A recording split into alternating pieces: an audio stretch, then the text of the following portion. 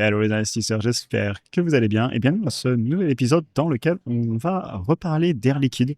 Ça fait 2 mois qu'on avait fait une vidéo sur l'entreprise et depuis elle a corrigé de bientôt 7% de plus avec une baisse quand même assez récente là ces derniers jours et elle est à moins 11% par rapport au plus haut qu'elle avait fait en milieu d'année. Et je voulais vous en reparler parce que ma conclusion de l'époque, c'était que je voyais beaucoup de positifs sur cette entreprise. J'aimais beaucoup ce que je voyais. Et en fait, la seule chose qui me bloquait un peu, c'était la valorisation. Sauf que j'étais en train de relire donc, les documents financiers qui ont été publiés, notamment le dernier trimestre, et j'ai repéré des choses qui me feraient dire que si l'entreprise venait arriver dans une configuration intéressante, notamment avec des peurs court terme et qu'elle continue à corriger, peut-être qu'un jour, elle reviendrait sur les prix qui m'intéressent. Et donc, l'objectif d'aujourd'hui, ça va être justement de refaire une valorisation, de revoir tous les documents ensemble et d'essayer de comprendre à quel niveau elle m'intéresserait et quel serait le scénario qui ferait qu'elle pourrait venir à corriger. Donc, on passe sur tous les chiffres de l'entreprise et après, je vous ferai une nouvelle conclusion. Aussi, petite annonce pour information pour le Black Friday, l'accès au programme est rouvert jusqu'à vendredi à moins 30%. Vous y trouverez tous les modules formation vidéo, ma méthode d'analyse complète, comment j'analyse une action de A à Z et un ETF. Évidemment, tous mes fichiers aussi, analyse, prix cible, ordre d'achat, de vente, portefeuille. Et ça donne aussi accès complet et illimité à la communauté, une communauté dans laquelle on échange entre investisseurs au quotidien avec des posts, vidéos, live de revues de portefeuille, discussions ouvertes, on parle aussi d'économie et on fait aussi des vidéos d'analyse quantitative des propositions. Bref, l'accès est ouvert pour quelques jours. Vous avez le lien en description si ça vous intéresse. Allez jeter un coup d'œil et je vous retrouve de l'autre côté si ça vous parle. Et on attaque avec la vidéo Air Liquide. Donc Air Liquide, c'est une entreprise française. Ils sont leaders mondial des gaz industriels. C'est une entreprise très connue que beaucoup d'investisseurs apprécient, notamment parce qu'elle est bien gérée dans le temps, on va le voir. Donc, ils produisent des gaz comme de l'oxygène, de l'azote, de l'hydrogène, qui sont utilisés dans de nombreux secteurs, en grande partie l'industrie, aussi un petit peu les hôpitaux, etc. Et il faut vraiment imaginer une entreprise avec énormément de clients, des grosses entreprises, mais aussi plein de petites entreprises en local qui ont toutes besoin à un moment du gaz industriel. Et personnellement, vous savez, j'ai travaillé dans l'industrie, dans plusieurs pays. Et effectivement, si vous avez l'habitude de souvent aller dans des usines, ce qui a été mon cas pendant pas mal d'années, vous les voyez partout. La photo que je vous ai mis en bas, c'est typiquement quelque chose que vous voyez dans énormément de PME, partout en France, mais aussi partout dans le monde.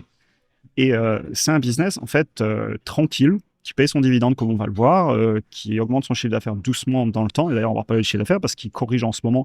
Et c'est pour ça que je dis que si ça vient à corriger, du coup, au niveau du prix de l'action aussi, qui a déjà commencé à baisser, on pourrait arriver sur des niveaux intéressants. Et voilà. Objectif de la vidéo d'aujourd'hui, à savoir qu'on va faire principalement du quantitatif, regarder les chiffres, la valorisation, mais n'oubliez pas le qualitatif, comprendre l'entreprise, est-ce qu'elle vous intéresse pour un portefeuille, que dit la direction, etc. On attaque avec les chiffres. Je suis allé chercher donc dans les documents financiers officiels premier trimestre, deuxième trimestre, troisième trimestre qui vient d'être publié là le 28 octobre, donc il y a moins d'un mois. Et je suis allé voir aussi ceux d'avant. Et ce qui m'a fait faire cette vidéo, ce qui m'a fait déclencher cette vidéo, c'est ce que j'ai repéré sur le chiffre d'affaires. Premier trimestre, 7,028 milliards. Deuxième trimestre et donc semestre à 13,722 milliards, dont 6,694 milliards. Donc le chiffre d'affaires a baissé sur le deuxième trimestre. Et troisième trimestre, 6 599 milliards. Et sur le troisième trimestre, ça a baissé en ce qui a été publié. Ils nous disent qu'en comparable, ça baisse toujours pas, certes. Cependant, beaucoup d'investisseurs vont s'arrêter en haut du compte de résultat au chiffre d'affaires. Et là, les chiffres sont là. C'est en baisse. Et donc, cette vidéo, elle a été déclenchée parce que c'est pas parce qu'on a une petite baisse sur le court terme du chiffre d'affaires que le business est mort. Et justement, ce business, j'ai déjà regardé assez longuement qualitativement. Sur le long terme, je pense que c'est pas le business le plus simple à disrupter. Ils sont extrêmement présents, c'est un leader. Et oui, on peut avoir une baisse du chiffre d'affaires pour X, Y raisons dans les zones économiques. Notamment, j'ai vu que ça avait ralenti en Asie. Mais sur le long terme, est-ce qu'ils vont continuer à vendre et à vendre toujours plus? Chacun se fera sa propre opinion, mais c'est un scénario qui me plaît. Et c'est pour ça que je vais vous faire cette vidéo, parce que le chiffre d'affaires, comme vous le voyez ici, la tendance, elle est plutôt en train de baisser. Du coup, l'action aussi, ça fait quand même pas mal de temps que ça stagne, et là, ça rebaisse récemment. Et je me dis, Dorian, il faut que tu travailles sur le dossier. Parce que si on venait à avoir des vraies peurs, et que ça te faisait une belle correction, il faut que tu sois prêt peut-être à passer à l'achat, connaître tes prix cibles, etc. Parce qu'en fait, quand je regarde le business, les marges brutes sont très bonnes. Les marges nettes sont très stables dans le temps. On est à plus de 10%, ce qui est bien pour de l'industriel, parce que ça reste de l'industrie lourde, hein. Ils fabriquent des gaz. Ils ont d'ailleurs un business assez intéressant qui est corrélé au cours des matières premières, de l'énergie aussi, parce que ça coûte de l'énergie de produire tout ça. Enfin bref, je sais pas pourquoi je vous dis ça, c'est du qualitatif plus. Mais ce que je veux vous dire, c'est que qu'est-ce qu'il est bien géré dans le temps, ce business. Vous allez le voir, on va le regarder ensemble. Vous avez le chiffre d'affaires sur 10 ans qui fait une croissance, je vous l'ai dit, c'est mature autour de 6% par an, croissance annuelle composée, et des marges, notamment les marges nettes sur lesquelles on va projeter cette fois aussi. C'est très, très, très stable dans le temps, avec une paie médiane à globalement 10,84, on va dire 11%, ce que je vais mettre d'ailleurs dans mon analyse. Ensuite, on va aller regarder l'état financier de l'entreprise. Je me rappelle qu'il y a un peu de dette, mais c'est pas non plus choquant, vous allez le voir. Ils peuvent largement payer leurs dividendes, racheter des actions et rembourser de la dette, ce qu'ils s'appliquent à faire. Vous le voyez ici. On va aller regarder aussi le dividende. Je vais vous le mettre ici. Ils peuvent encore le payer. Ils sont à 69% de taux de distribution sur les flux de trésor. Et vous voyez que l'entreprise, sur 10 ans, elle tient pratiquement le S&P 500. Et si je vous enlève la dernière année, où elle a commencé à un petit peu stagner, voire baisser, elle le tient. Elle paye son dividende. Elle l'augmente dans le temps depuis 10 ans de plus de 6% par an en annuel composé. Et franchement, quand je vois tout ça, si c'est payé au bon prix, on est sur une boîte qui, avec les dividendes réinvestis, tient le S&P 500. Et c'est pas quelque chose qu'on retrouve chez toutes les entreprises, loin de là. Si on continue, comme je vous le disais, on va aller regarder rapidement la dette. Il y en a, elle est ici surtout à long terme. On peut aussi un petit peu afficher la court terme, mais on va se concentrer sur le gros. Et vous voyez qu'elle est bien en train de baisser dans le temps. Ils la remboursent tout doucement, hein, parce que voilà, ils vont pas arrêter de vous payer le dividende, ils rachètent des actions. Mais regardez, ça fait depuis 2017 que tous les ans, on rembourse de la dette. On rembourse de la dette. Debt repayment, vous le voyez écrit en anglais ici. Et je l'avais déjà dit dans mon ancienne conclusion qu'on va revoir après, boîte extrêmement bien gérée. Maintenant, combien ça va se payer? Alors déjà, je vais vous mettre ici le ratio de prix par rapport au flux de trésor, et je vais vous mettre aussi le ratio de prix par rapport aux bénéfices, puisqu'on va projeter sur les bénéfices. Voilà. Et on est sur une médiane historique. C'est un business qui s'est payé autour de 24, historiquement, sur 10 ans. Et si je vous prends sur les free cash flow, je vais vous les mettre aussi. Ça s'est payé, pareil, sur une médiane un peu plus élevée sur les free cash flow, autour de 29. Et on va retenir ces chiffres, ils nous serviront après. Je vais vous descendre ici les analyses parce qu'on va les regarder aussi après. Et je vais essayer de zoomer un petit peu pour que vous voyez. Et on devrait être bon. Du coup, dans mes projections, cette fois, on va le faire sur les bénéfices. Pour 2025, bon, je n'ai pas mis de croissance, puisque globalement, il n'y en aura pas beaucoup, voire pas du tout. Et ensuite, sur le long terme, je ne me suis pas embêté. J'ai mis la croissance annuelle composée sur les 10 dernières années. Au niveau des marges, je vous le disais, on n'était pas loin de 11%, j'ai mis 11%. C'est une entreprise qui est super simple à projeter, puisque business très stable dans le temps. Maintenant, la grosse question, c'est combien on va vouloir payer ça et combien va nous payer ça le marché. Je suis monté jusqu'à 29 parce qu'il y a eu quand même des moments où on a pu le faire. Je vais vous le montrer ici au niveau du PER. Vous voyez, on retrouve des années, là, 28, notamment en 2020, ça s'est payé jusqu'à ces niveaux-là. Donc, le marché est capable de venir vous la payer sur ces prix-là sur une bonne année. C'est pas inenvisageable. Et ensuite, si on veut être plus prudent dans son analyse, on va baisser le ratio de prix, bien évidemment. À savoir que j'ai pas mis de dilution de rachat d'actions. Il y a un petit peu de dilution, mais il faut pas oublier que c'est une entreprise qui, quand vous la conservez sur le long terme, vous donne une action toutes les 10 actions. Vous retournerez voir ça. Mais c'est un mécanisme qu'ils ont en place pour fidéliser les investisseurs. Et donc, si le marché nous la paye bien, donc 29 fois les bénéfices dans le futur, on est sur un prix à payer aujourd'hui à 124. Donc, on n'y est pas encore, c'est ce que je vous disais, elle est un peu chère à mon goût, toujours. Mais en avril dernier, on était à 160. Et encore une fois, je vous fais cette vidéo parce que si le narratif vient à tourner sur cette entreprise, avec un chiffre d'affaires qui stagne ou qui ne repart pas aussi vite que prévu, ça peut aller vite en bourse et ne jamais dire jamais. Et si vous pensez même que le marché pourrait vous la payer peut-être aller 30 ou 31 fois les bénéfices comme ça c'est vu à l'époque, on peut monter certainement sur un prix à payer plus élevé. Vous voyez ici, je tombe autour des 130 euros.